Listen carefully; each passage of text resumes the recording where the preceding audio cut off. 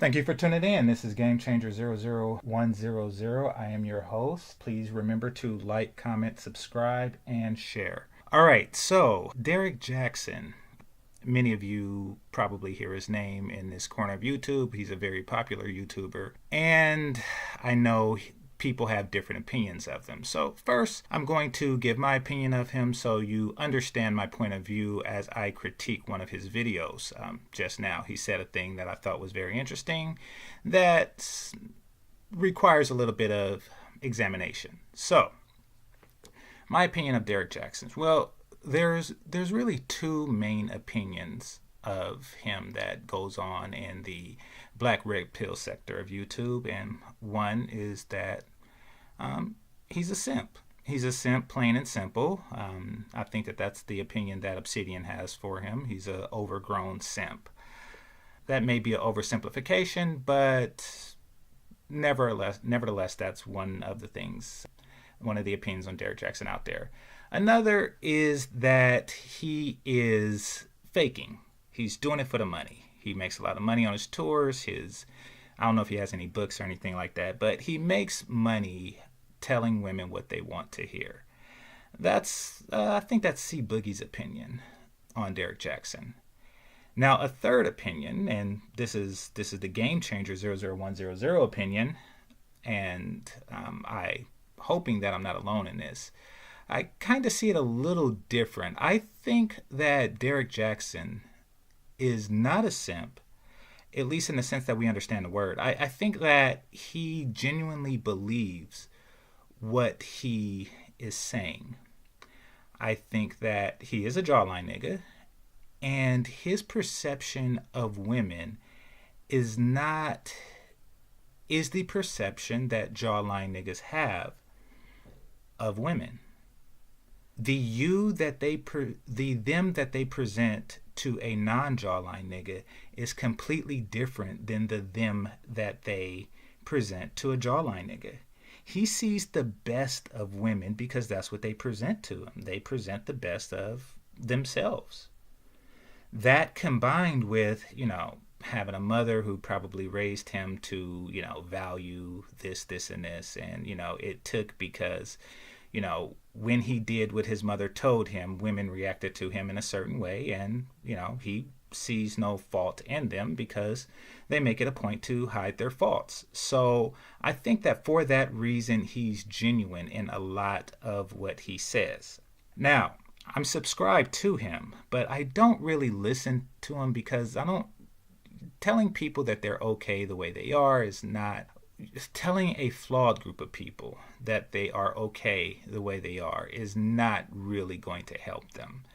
Their situation is okay. Their place in the sexual marketplace hierarchy is not okay. So for him to tell them that they're okay, it kind of stunts their desire to improve, and future generations will receive more of the same if they continue to listen to his message. Now, don't really subscribe to him for that reason. I do subscribe to Ashley W, and she did a response video to one of his videos, so I took a listen, and yeah, it made me want to do a response video of my own because and this isn't going to parallel anything that Ashley W was saying.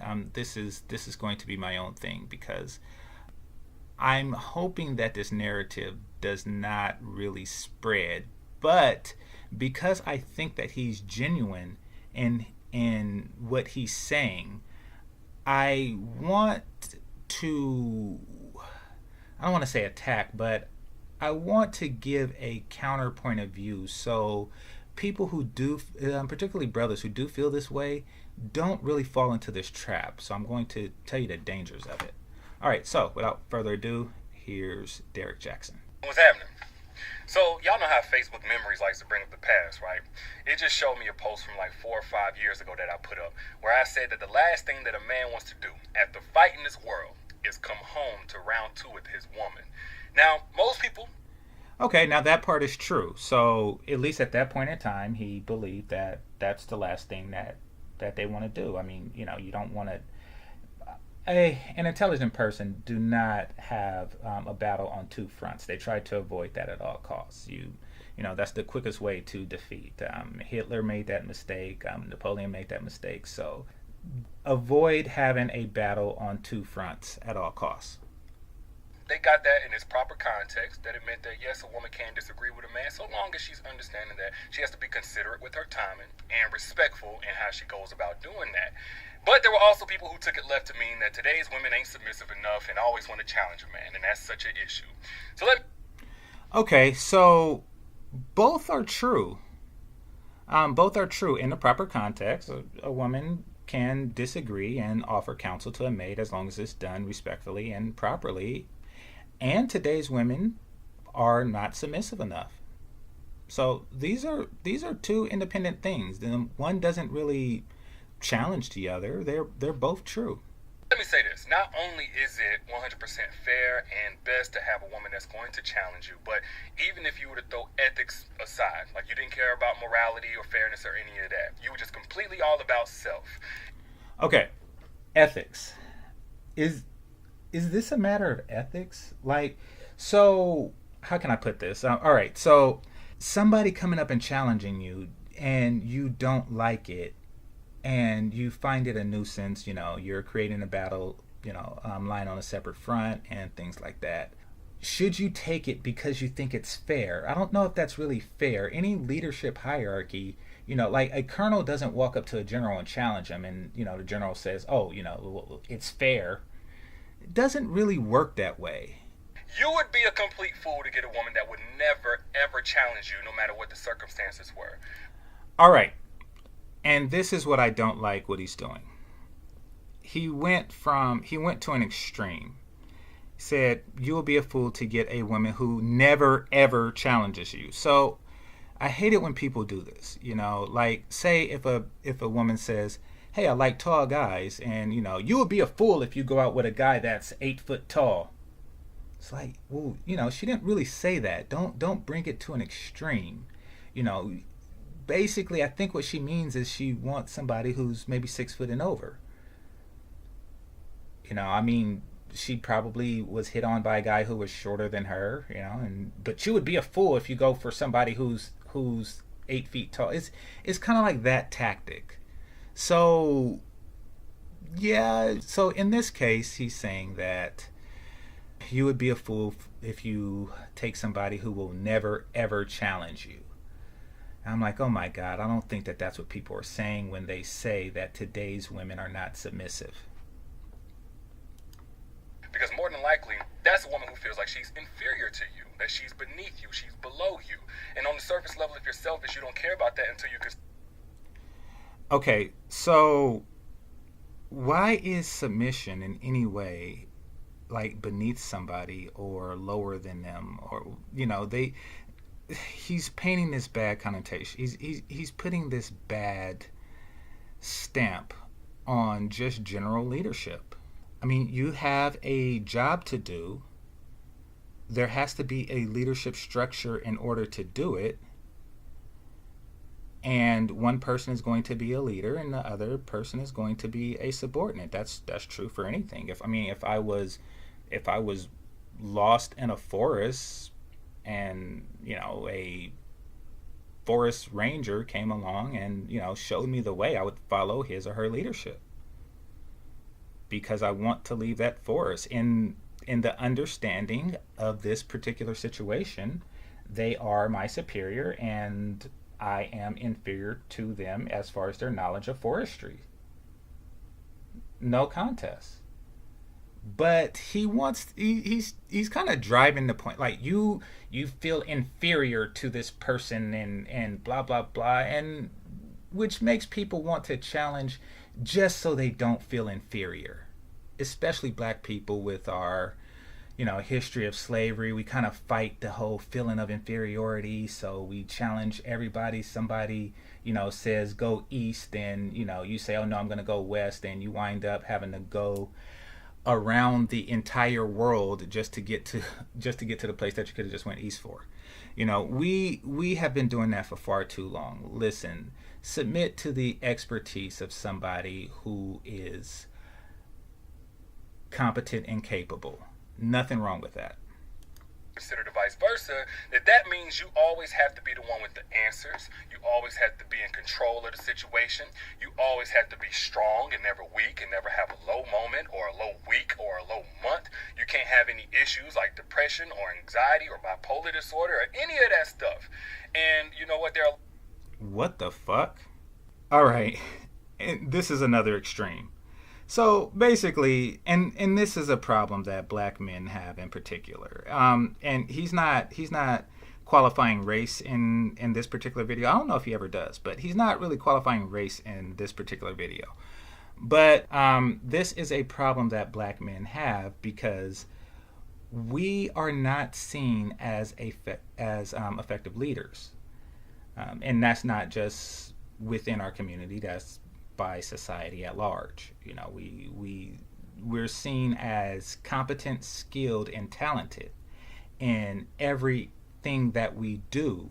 However, leadership does not seem to be our forte. So, you know, you'll have an extraordinarily talented basketball, football team or whatnot, but a white coach, because leadership is their thing. And basically what he's doing is, this is a fear tactic of leadership. Oh, in order to be a leader, you have to be you have to be completely perfect and, you know, and 8 foot tall and this and this in order to be a leader. And if not, you know, then you should look for somebody who's chronically challenging you. It's like, no, if you're going to be a leader in anything, you're going to have to be confident and competent. And what was this whole depression and bipolar thing? Do we think there's enough people who's clinically depressed to just discount their right to lead? I mean, is his audience of over 500,000 people suffering from depression and bipolarism? That's disturbing. But, you know, I mean, basically, this is to shame you. Like, oh, maybe I shouldn't lead because I'm depressed from time to time, or I'm bipolar, or it's an attack on your confidence and your ability to lead. Now, a single parent, I'm thinking like a black woman, of course, a single mother has to be those things. You know, I mean, she can't have a moment of weakness or else the kids are affected in that way, but they do not fear taking on that responsibility. They groom their daughters to be leaders, like, you know, even if it's just of the household. It's not like their kids, you know, can defer to them or can challenge them. No, they have to be all those things. Even if they're bipolar or depressed or whatnot, they still have to lead the situation. Let's continue. A lot of men who are becoming aware of this more than ever before. So if you're one of those, you don't even need me to tell you this. But for everybody else, guess what? Nobody's that damn macho. Nobody's so macho that they never have a moment of doubt or fear about what the future holds. They never need to cry or any of that. So if you got a woman who will never challenge you, who is inferior to you, and that causes you to self-inflict the pressure to always be superior to her. Well, I don't know if it's a macho thing. I mean, you know, I don't really know the last time I cried. And when I did, it really was neither here nor there when, you know, if a woman was there, like, what does the challenge come in at? I guess that's what I'm asking. That's kind of the perplexing part. Where does the challenge comes in at? So, you know, both my parents are alive, but say both my parents die, and I'm crying, and she comes and challenges me. I challenge you to what? What are you challenging me to? Are you challenging me to not grieve my parents? What's the challenge? Like, why do you have a white glove slapping me in the face with it right now while I'm grieving for my parents, or anything? So that's what he's describing, is a situation to where when you are at your lowest low, that's when somebody comes and challenges you. You know, like the worst day of your life is when somebody comes and challenges you for leadership. like, okay, I'm going to take over. I mean, maybe he's talking about something different, like, if you want to grieve and you're going to be out of commission for a while, she takes over, as far as running the household, or taking care of the bills, or just taking care of your household responsibilities, while you're in mourning, or while you are taking care of a physical sickness or something like that. That's perfectly fine, but that's not challenge. That's Nothing of that has to do with challenge. So maybe he just used poor wording when he described challenge, but I don't see being challenged when you are at a low point as an advantage. Her. That's going to stress you out, and that's going to make whatever issues that you are dealing with even worse, because it's going to make you more reliant and dependent on those vices that either give you the illusion that you're escaping those issues that you need to deal with, or give you the dopamine of temporarily surviving those issues that you need to deal with. Okay, I kind of see what he's saying here. So I guess he's talking to people who are alcoholics and things like that. I don't know. I don't really have any major vices, so I can't really, think to that. But if you do, and this isn't a shot at people, that is a major weakness. But and if you don't have the strength within yourself to overcome that vice, then let's face it, you were an alcoholic when she met you. Like, she basically went to an alcoholic, a crackhead, and she became his new vice. Without her, he just turns back to crack. Because that's what's going on. Like, she's, and once again, has nothing to do with challenging, because something happens, rainy day, you want to pick up a bottle, and instead she challenges you. It's like, okay, well, now I want to pick up 2 bottles. Like, what the hell? So he's talking to men who are not ready for the burden of leadership. And let's face it, if you're an alcoholic and you have not overcome that particular vice, you are not prepared for the burden of leaderships. That's why there are very few alcoholic leaders in modern society. So let's continue further. Now, on the other hand, if you had a woman that could challenge you, that's a woman that's going to see you as her equal. You having those issues and you being transparent with those issues is not going to make her see you as any less than the man that she fell in love with, because you're just like her and she know that she got her shit too. So if you need a place where you could be vulnerable and you need to cry, you need her shoulder to lean on, she's still going to have the same confidence in you as her man, as occasionally even her leader, somebody. Oh, now you see how the power structure flipped in this conversation. So, it went from she's there when you're weak. You're the leader for most of the time, but occasionally you're not too macho to need a shoulder to cry on or something like that. So it went from that to, wait, let me repeat. Let me see how he worded this. Let me just go back. Let's see, maybe 6 seconds. Going to have the same confidence in you as her man, as occasionally even her leader, somebody that she can defer to and still depend on. As occasionally her leader, somebody that she can defer to. So it went from you deferring to her for occasional counsel when you're weak to she's deferring to you now. You're the occasional leader. She is the primary leader. You are the backup leader when she is flawed. You see how things have been flipped? Black men are not seen as effective leaders. He does not see us as effective leaders. And if you are attempting to be a leader, then no, you should actually defer to her leadership. This is a tactic. Basically, what they're doing is they're saying, like, oh no, you're the leader, but just in case, I'm going to challenge you from time to time. That's Jafar from The Lion King. That's somebody who is constantly waiting to dethrone you. a leadership challenger. That's if you see that characteristics in somebody in the workplace or what have you. If you're in a board meeting and somebody is just there saying, "Oh, actually, it's 1.3, it's not 1.5," they are challenging your right to lead. And Derrick Jaxn in this particular case is trying to get you to do this yourself. On at times, like she's not going to have any less respect for you because you are a human. So if you get a woman that that would never can challenge you, you get a woman that you can't lean on. Let me tell you something. Even if you gave her the green light to be the one to make the decisions for a while, to be the one that you needed to defer to, she probably ain't even built like that.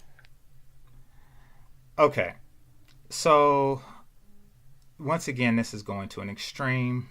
No one really need to talk about that. Apparently, according to him, generally submissive women are incapable of leading. Now, that's simply not true.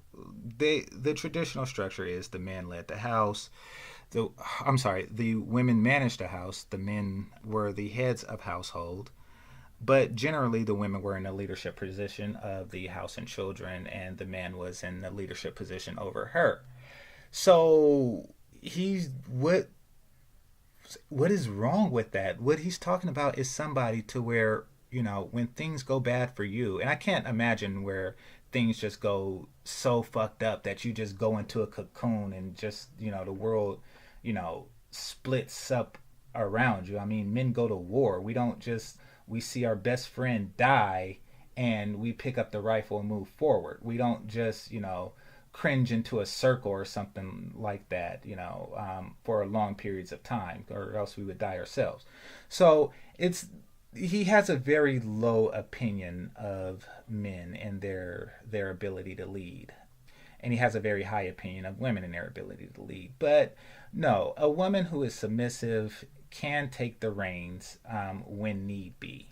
Just the fact of the matter is she doesn't. Because that's the only type of woman that's going to take that back seat by default in the relationship and just be so subservient and never get out of place, never get out of line, and never challenge you or make you uncomfortable. She ain't even... Now,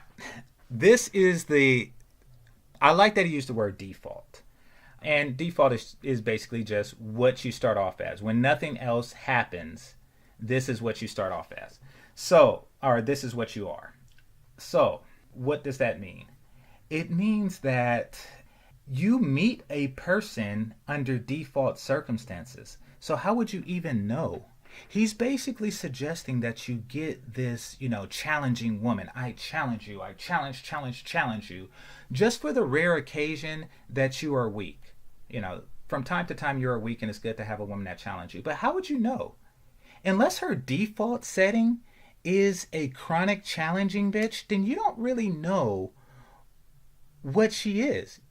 As far as, that. So you should look for a woman who as a default challenges you. Meaning the 99.9% of the time that you're not weak, she's constantly challenging you. Just for that 0.1% of the time that you are weak. Is that what you're suggesting? Because here you're saying that you should not get a woman who is as default submissive or subservient, but it should be the other way around. You should get the woman who at a default is submissive, subservient, and will follow your lead, and then she is capable of taking reins on that rare occasion, that 0.1% of time that things go south. I mean, think of it like imagine having like a fire extinguisher that's constantly on. Like, no, you have that as just in case there's a fire, or you have a sprinkler system. That's a better example. Say you have a sprinkler system that just turned on every fucking day. As a default, it's on. You want a sprinkler system that sprinkles, right? It's like, no, you want one that is capable of doing that just in case of a fire. You don't want that shit to happen every single day. You're saying that as a default, because that's the only way you're going to know is, that she has the ability to handle these dark times, is if she behaves in a challenging manner when you meet her. So you're saying that men should look for that quality, but she's just going to challenge you your whole life. Anyway, too far for some subject. It's only 2 minutes left, so or it's only some seconds left. So let's go. Built like that to be the strong one ever. Not only that, you damn sure miss out on a woman that sees the best in you when you can't see it in yourself and is willing to push you to that because you have. Missing out on a woman that sees the best in you when you don't see it in yourself? Well, you would. First of all, men should see it in themselves. I think the only reason why many black men don't see it in themselves is because of people like you, who attempt to make them seem like they're not competent leaders. But men generally, at least men who are competent leaders, see that in themselves. And you're saying, like, push you. What does that mean? You learn how to push yourself. Haven't created a space where she can. And that's something that any man who's achieved any level of success will testify to having. A woman that triggered that success by making him uncomfortable, by letting him know, like, you need to go to a new level. Oh, my God. So, I don't want to say I don't have anything against him. I have something against his message, but his message is so blurred from what I suspect was his life situation. I'm not really mad at the messenger. I'm mad at the message. Because, hold on, let me just redo that part one more time. By letting him know, like, you need to go to a new level. You settling right now. You could be so much better than what you success by making him uncomfortable, by letting him know, like, you need to go to a new level. You settling right now. You could be so much better than what you currently are. Okay. By making him uncomfortable. So now let's go back to the beginning when I'm not going to rewind it, but let's go back to the beginning when he said, that it's a bad thing to being challenged in the world and then coming home to, another battlefront, something like that. So yeah, men don't want that. That's what he said 4 years ago. Actually, I will rewind it. Let's see. I'm at 3:14, so. Team Jackson, what's happening?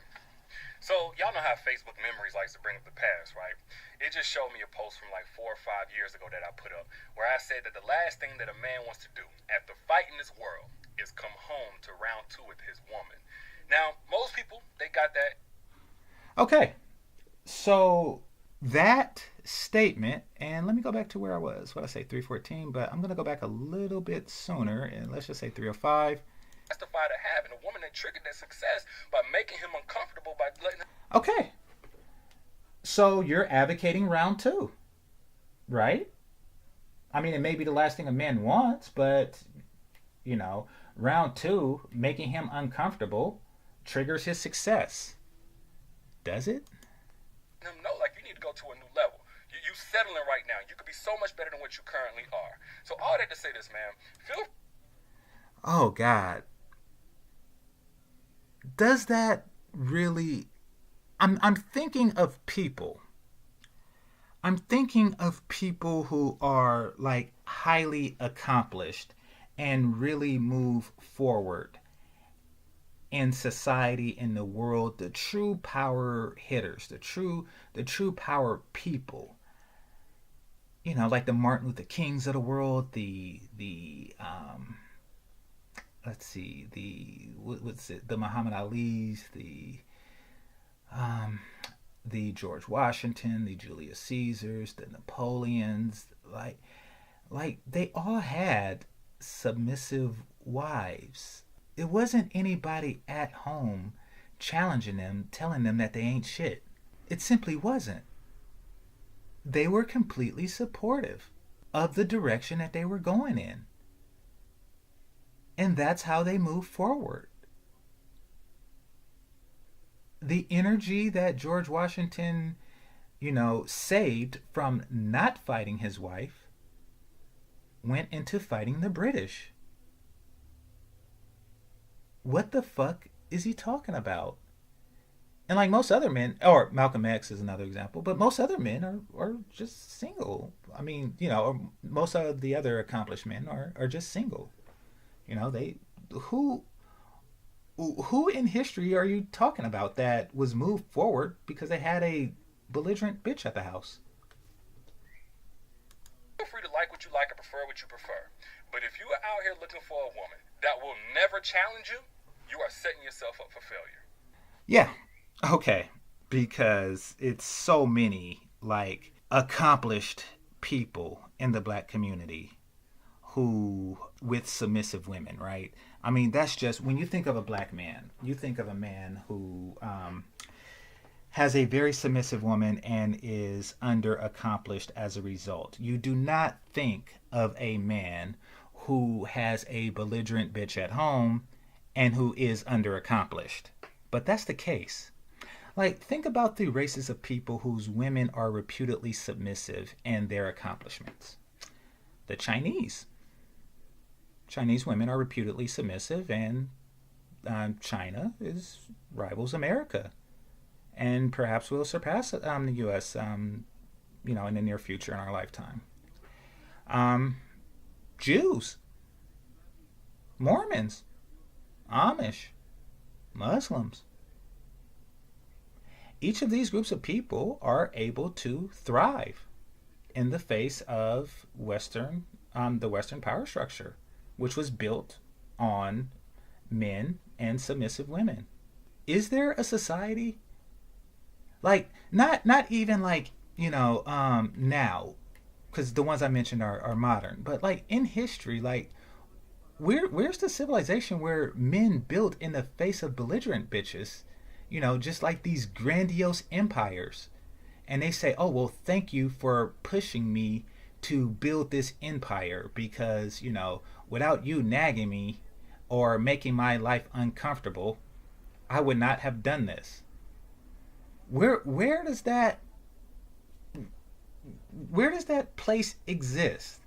I mean, I know the Hoteps like to say that all of ancient Africa was like that before the Europeans came. Okay, there's no real evidence of that, but just trust in Hotep, and that's the truth. But yeah, so it's he's basically, I don't know what's going on here. I think that he said something that he believed 4 years ago. And maybe C Boogie is right. Maybe what he's doing now is for the money. And he's seen that he said something that he still believes, but it's not really, to his bottom line. So he wants to change up and says, "Oh no, you need somebody who challenges you." Like, no, you don't. Men, if you are a natural leader, okay, there's a saying in a movie I've seen, and I don't know if this is a real army saying or something: lead, follow, or get out the way. If you are a leader, then the only thing a woman can do is follow or get the fuck out the way. And men, if you're a follower, then the only thing a woman can do for you is lead and get out the fucking way. But the problem with that is women, unlike men, do not respect followers. The same way when a woman cries, a man doesn't really think less of her, but trust me, the opposite is not as true. That's just the way it is. It's an unfortunate thing, but I know that some men are followers, not in a high concentration of that Derrick Jaxn is talking about. And just because you may anticipate a moment of weakness in your future, that does not mean you should go out and seek a woman who by default is challenging you. That is a mistake. I know more people are going to listen to his shit than listen to me, but those of you who listen to me, do not fall for the Derrick Jaxn trap. This is Game Changer 00100. I'm out.